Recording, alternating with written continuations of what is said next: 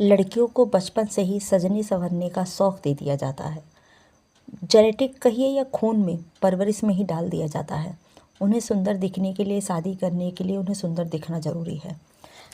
जबकि देखा जाए तो आदमियों से ज़्यादा औरत के पास दिमाग होता है। अगर दो परिवारों को जोड़ने की हैसियत औरत रखती है, जहाँ एक आदमी शादी करने के लिए इतने लोगों को लेके जाता है, वहीं एक औरत अकेले किसी और घर में आकर अपना राज्य स्थापित करती है। बगैर एक दिन में अपने पूरे परिवार को छोड़ती है और दूसरे परिवार को जोड़ने में लग जाती है, तो उसके अंदर सहने की ताकत कितनी होगी। घर में जितने भी लोग होते हैं सबको वो सह ले जाती है।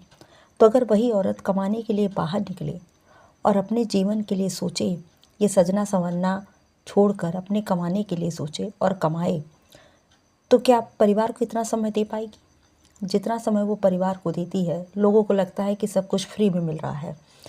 फ्री भी, ये तो मैं भी मानती हूँ कि फ्री का सौदा कभी अच्छा नहीं होता है। गेट वन बाय वन जो भी मिलता है उसे लेने की कोशिश नहीं करनी चाहिए। लेकिन जब आदमी जन्म लिया है तो उसे कुछ न कुछ तो करना पड़ेगा। जैसे हम सबको पता है कि लास्ट हमारा ऑप्शन मरना ही है, हमें जाना ऊपर ही है।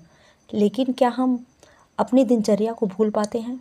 क्या हम अपनी सुख सुविधाओं को कम कर पाते हैं? जितने भी साधु सन्यासी ये कहते हैं कि हमें ऐसे नहीं ऐसे करना चाहिए, मुझे सिर्फ उनसे ये पूछना है कि आप कार में बैठना छोड़ दें, पैदल चलना छोड़ दें।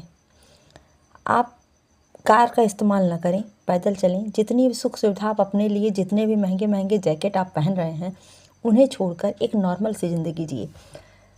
पब्लिक के पैसे पे बैठकर, चाहे वो कोई भी कितना भी बड़ा साधु क्यों ना हो, दान पेटिका का पैसा बटोर बटोर कर और उसके बाद बड़ा बड़ा ज्ञान देते हैं, खुद को क्रांतिकारी कहते हैं, एक दूसरे के ऊपर आरोप लगाते हैं।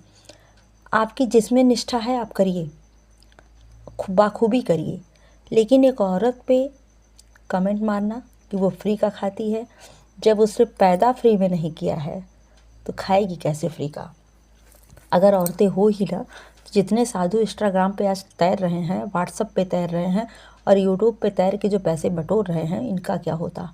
एक औरत के नाते ही सारे साधु संत आज इस दुनिया में हैं। अगर औरतें ऐसे बच्चों को पैदा करना ही बंद कर दे तो सारी साधु ही चली जाएगी।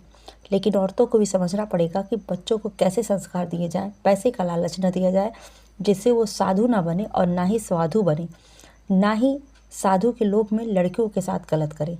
सोचिएगा ज़रूर, औरतों के ऊपर है कि कैसे बच्चे को, कैसे प्रोडक्ट को जन्म देती हैं। समझ रहे हैं ना, ध्यान दीजिएगा।